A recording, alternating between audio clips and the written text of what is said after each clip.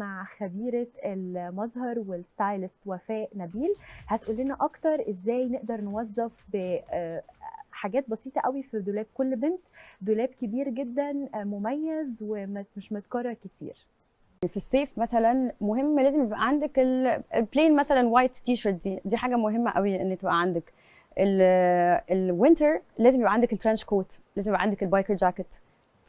حسب السيزون يعني. برضه في البرانشز والفطار في النادي، يعني الاوتفيت السبورتس اوتفيت دلوقتي بقت فيري فيري ترندي، بس ناس قليله قوي اللي بتعرف تلبس الناس. This is a huge difference. يعني انا ممكن اكون بعرف البس حلو، بس هتيجي مثلا حد انا البسه مش هعرف. لو انت مش دارسه مش هتعرفي. لو حد مثلا مليان شويه، حد قصير عايز يبان اطول، حد عايز يبان ارفع، لو حد مش دارس كويس مش هيعرف يلبس حد. ف we don't go around مثلا الناس اللي بتبقى بتلبس حلو وكده وافضل اقلدهم، لا. وفعلا لو كل بنت اخذت التبس اللي وفاء ادتها لنا دي في الاعتبار هتغير طريقه تفكيرها تماما ودولابها، وهتبان شيك واليجنت ما بين كل اصحابها. شكرا جدا يا وفاء ليكي، التبس دي كانت definitely very useful.